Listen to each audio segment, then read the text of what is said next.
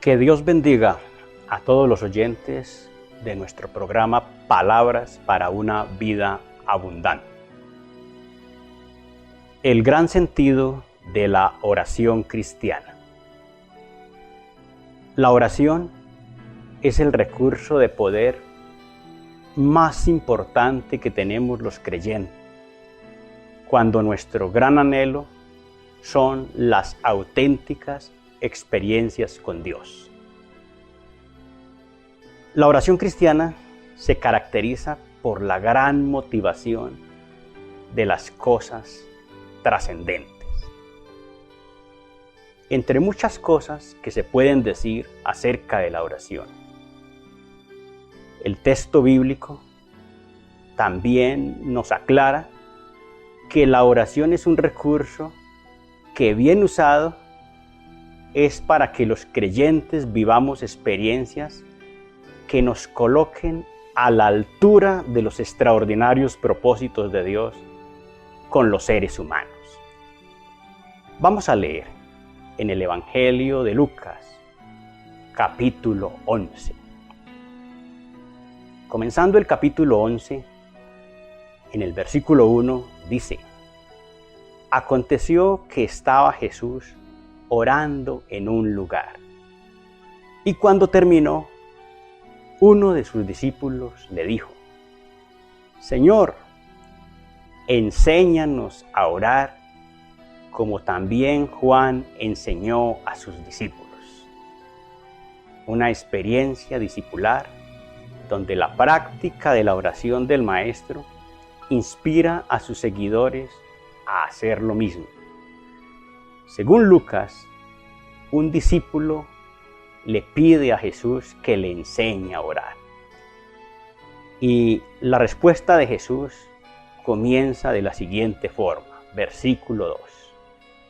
Él les dijo: Cuando oréis, decid: Padre nuestro que estás en los cielos, santificado sea tu nombre.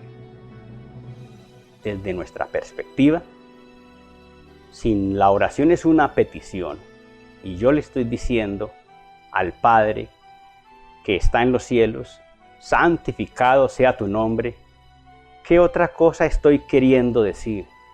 Sino que mi vida está comprometida con el engrandecimiento del nombre de Dios, que no es otra cosa que dejar ver lo grande que es Dios a través de mi propia vida. Entonces, lo que debemos pedir allí, según esa orientación de Jesús, es que nosotros debemos usar la oración para buscar que Dios se deje ver cada vez más grande en nuestras vidas. Es un compromiso mío y es mi deseo que eso se dé. Venga tu reino. Hace poco escuchábamos una gran disertación de nuestro pastor Jorge Enrique Orejuela sobre esa expresión que, entre otras cosas, tiene que ver con una experiencia que se desarrolla desde el interior de la persona humana. ¿Qué quiere decir eso? Que si en mi oración yo le digo a Dios, venga tu reino, estoy hablándole de mi compromiso interior de que Dios viva dentro de mí. De hecho, una expresión metafórica para mostrar que todo lo que soy gira alrededor del programa de Dios. Hágase tu voluntad como en el cielo, así también en la tierra. Extendiéndome en este orden de ideas, si yo le estoy diciendo eso a Dios, estoy hablando de mi compromiso de hacer la voluntad de Él aquí en la tierra. Si yo soy el orante, entonces se sobreentiende que esa es mi petición. Yo estoy aquí para hacer tu voluntad como se hace en el cielo. De manera que la oración busca que Dios nos conceda el privilegio de desarrollar nuestra vida a la altura de sus propósitos. El versículo 3 dice: el pan nuestro de cada día, dánoslo hoy. Podría orientar esta frase en dos formas. Una sería el reconocimiento de que todo lo que nosotros somos depende de Dios. Y entonces Esa expresión, el pan nuestro de cada día, dánoslo hoy, puede referirse a mi disposición de entender que todo lo que yo necesite para sostenerme aquí en este mundo, pues depende de Dios, y entonces de esa manera mi gran compromiso es agradarlo a Él, y lo demás Él lo proveerá. Sin embargo, puede ser también una expresión que se pueda orientar de otra manera, como diciéndole a Dios: Señor, en ti está todas las razones y nuestro sustento para la vida. Tú le das razones a nuestra vida, tú sostienes nuestra vida, tú eres el fundamento existencial de nuestra existencia, eres nuestro alimento trascendente que le da sentido a nuestra vida. En el versículo 4 dice: perdónanos nuestros pecados, porque también nosotros perdonamos a todos los que nos deben. De antemano, entonces, la forma como está presentada estas palabras iniciales del versículo 4 están indicando nuestra buena disposición de experiencias relacionales edificantes con nuestro semejante. Nuestra disposición a perdonar indica nuestra conciencia del valor del otro. Y de entrada, entonces, eso me da posibilidades enormes de entender el perdón de Dios, porque hay una disposición previa hacia cosas que son evidencia de una gran conciencia del sentido humano. También dice el texto: y no nos metas en tentación, mas líbranos del mal. De hecho, la misma Biblia dice que Dios no puede tentar a nadie, que más bien las tentaciones vienen de nuestras propias pasiones, según la carta de Santiago. Entonces, lo que tendríamos que entender con este texto es pidiéndole a Dios, a través de la oración, que nos guarde de caer en la tentación, que esa es la idea de librarnos del mal. Entiendan entonces que la forma como está construida esta oración no es una oración dirigida a pedirle a Dios cosas que expresen mezquindad del ser humano. Aquí no hay ese tipo de oraciones clamando por venganza. Aquí no hay ese tipo de oraciones que exaltan el individualismo. Aquí no hay ese tipo de oraciones que está tratando de dejar ver que nosotros somos egoístas. Fíjese que al final la oración no se ocupa de nada de esas cosas. Por eso, lo que les decía, la oración cristiana se caracteriza por la gran motivación de las cosas trascendentes. Sin embargo, el mismo texto de Lucas capítulo 11 en adelante me da también para hablarles de una segunda idea sobre la oración. Todo el que busca a Dios de corazón es alguien con una gran experiencia que contar. Y vamos a ver que el texto nos muestra esto. Si tenemos conciencia de la gran necesidad de Dios, la búsqueda necesariamente será de corazón. Y si la búsqueda de Dios se hace de corazón, haremos cosas que para un religioso común pueden resultar escandalosas. Pero eso es precisamente lo que caracteriza a quien lo busca de corazón. Y es por eso por lo que necesariamente quien lo busca de corazón lo encuentra. Miremos los versículos que siguen del capítulo 11 de Lucas, 5 al 10.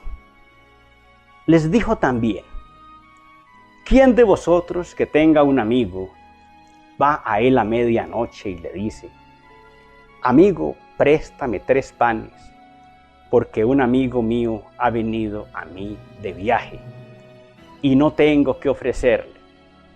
Y aquel respondiendo desde adentro le dice: no me molestes, la puerta ya está cerrada y mis niños están conmigo en cama. No puedo levantarme y dártelos. Os digo que que si no se levanta a dárselos por ser su amigo, al menos por su importunidad se levantará y se los dará, y le dará todo lo que necesite. Por eso os digo, pedid y se os dará, buscad y hallaréis, llamad y se os abrirá, porque todo el que pide recibe, y el que busca halla, y al que llama se le abrirá. Es una idea conexa con el tema de la oración, porque es parte de la misma idea que el evangelista está desarrollando. Y entonces, en esta parábola se habla de una experiencia única, y es que en toda parábola necesariamente aparece una exageración. Y aquí entonces encontramos en la enseñanza sobre la oración, hablando de peticiones, es que hay alguien a quien le llega una visita y le llega tarde de la noche, y entonces va y busca a un amigo, pues para eso son los amigos, para resolver situaciones difíciles, y a medianoche va y lo llama, lo despierta y le dice, le cuenta la historia y que necesita ayuda. El texto asume que él no se va a levantar tanto por ser su amigo a resolverle el problema. Se va a levantar a resolverle el problema es por su importunidad. Y esa condición entonces le permite recibir lo que está buscando, y de allí la enseñanza. Pedid y se os dará, buscad y hallaréis, llamad y se os abrirá, porque todo el que pide recibe, y el que busca halla, y al que llama se le abrirá. En el espíritu de la oración, entendemos entonces que Dios es para el orante como ese amigo con el que uno cuenta para las situaciones que lo ponen en aprietos. Y entonces, eso de ir a medianoche sería como que nosotros hoy, entendiendo que los horarios nuestros hoy son un poco diferentes, y si una persona se está durmiendo a las 11 de la noche para levantarse a las 5 o 6 de la mañana, pues llegarle a las 2 o 3 de la mañana y despertarlo para una situación así, se ve como exagerada, se ve como algo fuera de lo común. Y eso puede parecerse a la actitud de muchas personas en la búsqueda de Dios, personas sedientas de experiencias con Dios, que si son personas que se levantan a la madrugada a orar, para una persona religiosa comúnmente eso le va a parecer escandaloso. Una persona que si el único día de descanso que tiene es el domingo y a pesar de todo se madruga a orar, eso se ve como escandaloso. Sin embargo, eso que el religioso ve como escandaloso es precisamente lo que hace la diferencia. Esa persona está sedienta de experiencia con Dios. Y cuando la conciencia de necesidad es tan clara y la persona lo está buscando de esa manera, necesariamente lo va a encontrar. ¿Por qué? Porque su búsqueda es auténtica. Porque su anhelo no es un anhelo elemental, pensando en Dios para cosas que no son trascendentes, sino pensando en lo esencial de la vida. Y cuando el hombre busca a Dios de corazón, lo que supone el texto es que necesariamente lo va a encontrar. Complementemos esa idea leyendo Jeremías 29, del 11 al 14. Jeremías 29, en esos versículos del 11 al 14, es parte de la carta que Jeremías le envió a los cautivos en Babilonia, hablándoles de que el cautiverio sería largo y que hasta que no se cumpliera el tiempo, que los madurara, que los llevara a asimilar los acontecimientos, ellos no regresarían de ese cautiverio. Sin embargo, las palabras de la carta son esperanzadoras para ellos como pueblo, porque el versículo 11 de Jeremías 29 dice: porque yo sé los pensamientos que tengo acerca de vosotros, dice Jehová. Pensamientos de paz y no de mal, para daros el fin que esperáis. Es un mensaje para un pueblo entero. Entonces me invocaréis, vendréis y oraréis a mí, y yo os escucharé. Me buscaréis y me hallaréis, porque me buscaréis de todo vuestro corazón. Noten, hermanos, que la condición para tener una auténtica experiencia con Dios es que esa búsqueda sea de todo corazón. Y una búsqueda de corazón presupone el anhelo de experiencias trascendentes. Experiencias, la búsqueda de cosas que indiquen que la persona no es una persona con mentalidad mezquina que está buscando intereses particulares, terrenales, comunes, sino que es una persona que tiene claridad que lo de Dios es sagrado, que lo de Dios es sublime, que lo de Dios tiene una orientación superior. Y entonces esa búsqueda de corazón es porque lo que interesa es la experiencia con Dios. Por eso el versículo 14 dice: seré hallado por vosotros, dice Jehová. Haré volver a vuestros cautivos y os reuniré de todas las naciones y de todos los lugares a donde os arrojé, dice Jehová, y os haré volver al lugar de donde os hice llevar. O sea, que una auténtica experiencia de liberación cristiana, de liberación espiritual, es hallar a Dios, tener un encuentro con Él, tener una experiencia. Eso es lo que presupone esta palabra con esa claridad.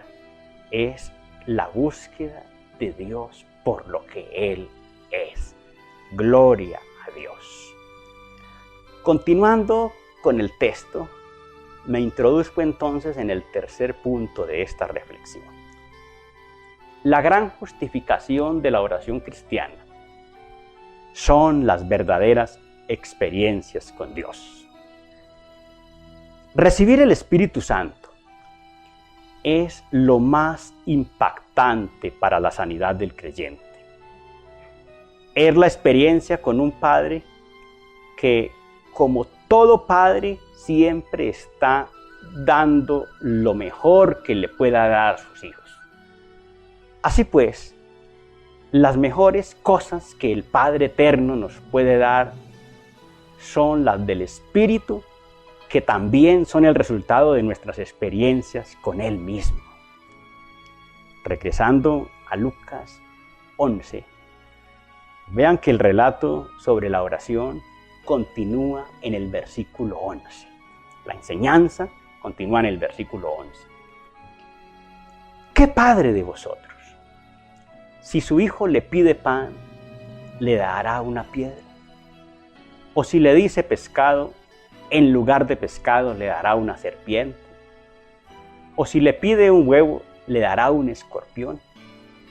En la enseñanza, según Lucas, Jesús apela al instinto paternal nuestro, que cuando se expresa deseando darle a los hijos lo mejor que nosotros mismos. El espíritu del buen padre espera que los hijos lo entierren a uno. Uno no espera enterrar a los hijos. De manera que muchas expresiones de ese espíritu paternal bien expresado está buscando que sus hijos reciban lo mejor. Y en esa enseñanza Jesús dice: pues si vosotros, siendo malos, sabéis dar buenas dádivas a vuestros hijos. Imagínense, con todo y eso, nosotros somos limitados, somos malos y no podemos vernos de otra manera al entender la bondad de Dios y la grandeza de su amor. Y entonces de ahí se vale para decir: ¿cuánto más vuestro Padre Celestial dará el Espíritu Santo a los que se lo pidan? Es decir, lo que Dios como Padre tiene para sus hijos es lo mejor. Y lo mejor que es, según Lucas, que es lo bueno que Dios, cuáles son las cosas buenas que Dios nos puede dar, pues las que tienen que ver con su Espíritu. Y ese texto, en el Evangelio de Mateo, en la parte que tiene que ver con el Sermón del Monte, Mateo lo menciona de esta manera, que es Mateo 7:11. Pues si vosotros, siendo malos, sabéis dar buenas cosas a vuestros hijos, ¿cuánto más vuestro Padre que está en los cielos dará buenas cosas a los que le pidan? Es la misma idea, solo que Lucas, en vez de hablar de buenas cosas, dice, dará el Espíritu Santo a quienes se lo pidan, enseñándonos con eso el Evangelio de Lucas, que si nosotros buscamos a Dios, lo mejor que Dios nos puede dar es su Espíritu. Y el Espíritu de Dios es una consecuencia de nuestra experiencia con Él. Es un asunto de vínculo, es lo que nos saca de la condición de personas limitadas, de personas frustradas, de personas enfermas, para disfrutar de la experiencia más grande que nos salva la vida. De manera que la oración cristiana es uno de los ejercicios más saludables, sobre todo porque su gran objetivo son las experiencias con Dios. Pues Él, Dios, es el único que resuelve todas las demandas existenciales del ser humano. Lo mejor que Dios nos puede dar, las mejores cosas que Dios nos puede dar, son las que tienen que ver con su Espíritu. Y su Espíritu es el resultado de nuestro vínculo con Él, de nuestra experiencia con Él. Gloria a Dios. Vamos a orar para darle gracias a Dios por la objetividad de su palabra y vamos a pedirle que nos ayude en la asimilación de estas cosas que para este tiempo resultan muy oportunas, toda vez que en medio de las situaciones nos vemos obligados a reflexionar y nos vemos obligados a vivir sin muchas cosas que en otros momentos podríamos disfrutar, dándonos cuenta que lo esencial para nosotros es nuestra experiencia con Dios. Oremos. Dios y Padre nuestro, te damos gracias en esta mañana por la gran bendición que nos has dado de poder participar de este programa que nosotros llamamos Palabras para una vida abundante, porque son tus palabras, es tu inspiración, es la necesidad nuestra que se aclara cada vez más por tu misericordia. Ayúdanos, Señor, a desarrollar esta búsqueda insistente de las cosas sublimes, a darle el valor que la oración tiene verdaderamente para nuestras vidas, en busca, Señor, de lo que realmente debemos buscar. Dignificar todo, Señor, lo que tú has puesto a nuestro alcance para nuestra salvación. Te damos la gloria a Dios, en el nombre de Jesucristo. Amén. Bien, mis hermanos, gracias a Dios por la oportunidad que nos da. Dios les bendiga y muchas gracias por su disposición.